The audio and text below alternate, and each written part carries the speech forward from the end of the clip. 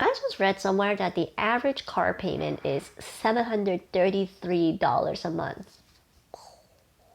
I spend less than that for groceries to feed my family of 2 adults and 2 young kids. It's just mind blowing. How the heck did we even get here?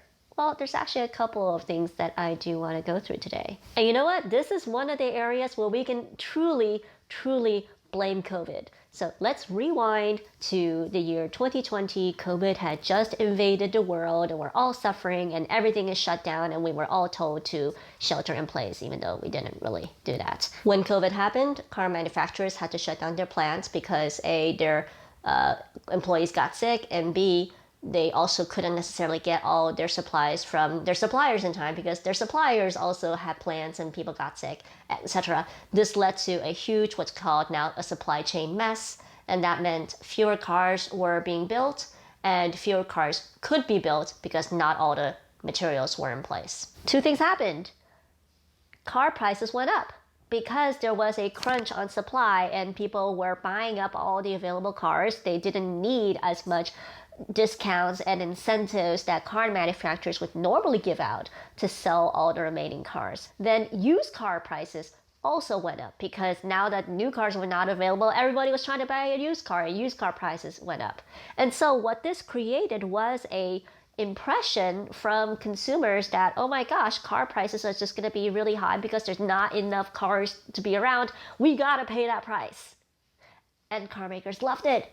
They freaking loved it. They realized, wait a minute, we can make fewer cars and be more profitable per car. What the heck were we doing? And in fact, car makers pretty much admitted they like profits. If you look at the this quote by Ed Kim, president and chief analyst at the automotive research from Auto Pacific, and this was published in Business Insider, before the pandemic, automakers really focused too much on filling production capacity, yada yada. They would build more vehicles than the market really wanted. And according to the classic laws of supply and demand, when you have more supply than demand, prices go down. And then Kim added they got a real taste of what it's like when you build to demand or build less than demand, and that means that prices went up. And if you look at a chart of the average car price in the United States over the past few years, it shot up from prior to the pandemic, kind of in the low 30,000s to about $46,000 today. We're now entering this new era where car makers are planning for the consumer behavior to be what we're accepting higher car prices and that we're not going to be buying new cars as rapidly as we used to. If you take a look at this light vehicle sales forecast rate going forward, you can basically see that they're kind of planning for no more giant increases in car sales. They're just planning for that equilibrium. And as a result, they're on purpose going to make fewer cars and show fewer cars on the lot to kind of generate that psychological response where you're like, oh my gosh, I'm running out of car options. I can't get the car I want. I need to buy a car today.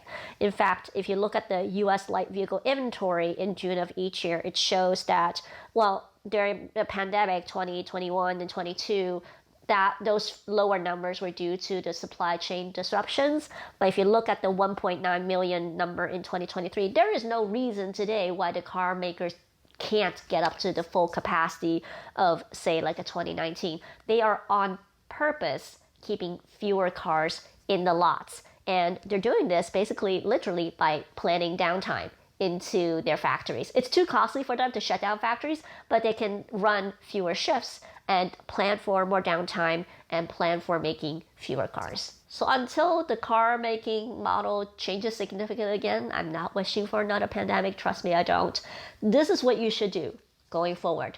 You're going to, one, be ready and expect higher than expected car prices going forward. Two, that means you should drive your cars into the ground. Drive your car for as long as you can to give yourself more time to save up money for buying your next car. And three, yes, I'm talking about saving money to buy your next car because right now interest rates are still really high. We're seeing car loans with interest rates of 5, 6, 7%. That's driving up these monthly payments. So while you have your current car, you also want to be proactively saving a couple $100s each month if you can towards the next car that you'd like to buy so that you can buy more of that car down with cash, maybe even all of it, and not have to deal with a car loan. Why do I not like car loans? Because you're taking out a loan on a depreciating asset.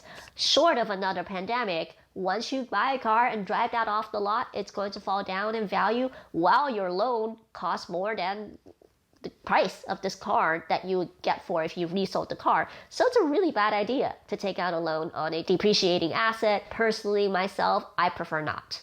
I prefer really not to buy a car and finance a loan on it. And when you think about buying your next car, don't just look at the price of the car.